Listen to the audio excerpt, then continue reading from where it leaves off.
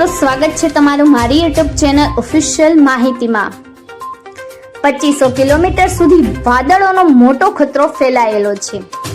એની સાથે 15 રાજ્યોમાં 5 દિવસ માટે રેડ એલર્ટ પણ જાહેર કરવામાં આવ્યું છે। તો આના વિશેની સંપૂર્ણ માહિતી મેળવવા માટે આ વિડીયોને અંત સુધી જરૂર નિહાળજો અને હજુ સુધી મારી ચેનલને સબસ્ક્રાઇબ ના કરી હોય તો સબસ્ક્રાઇબ કરી લેજો। મિત્રો, 2500 કિલોમીટર પહોળા વાદળછાયું વાતાવરણ ભારત તરફ આવી રહ્યું છે અને ભારે વરસાદ પણ લાવી રહ્યું છે, જેને કારણે દેશવાસીઓ ગરમીથી રાહતની આશા રાખી રહ્યા છે। દરિયાકાંઠાના રાજ્યોમાં વિનાશક ચક્રવાત પણ તબાહી મચાવશે।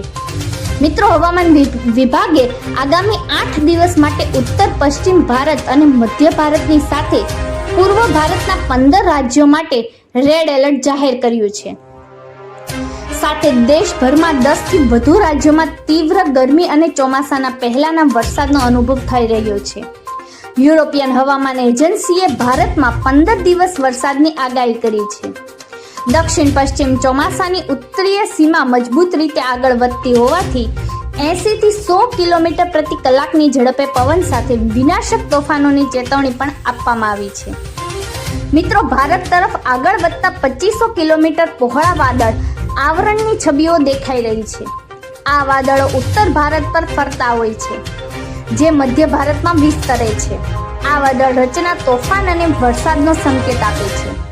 આ ગાઢ વાદળ આવરણ પાકિસ્તાન અને ઉત્તર પશ્ચિમ ભારતથી મધ્ય ભારતમાં ગરમીથી રાહત લાવી રહી છે। મિત્રો, ચોમાસું 4 જૂન સુધી કેરળમાં પ્રવેશ કરી શકે છે। IMD અનુસાર 26મી મેના રોજ કેરળમાં ચોમાસાના આગમનની આગાહી ખોટી સાબિત થઈ છે। ચોમાસું 5 દિવસથી કેરળના દરિયાકાંઠે 30 થી 35 કિલોમીટરથી દૂર અટવાયેલું છે।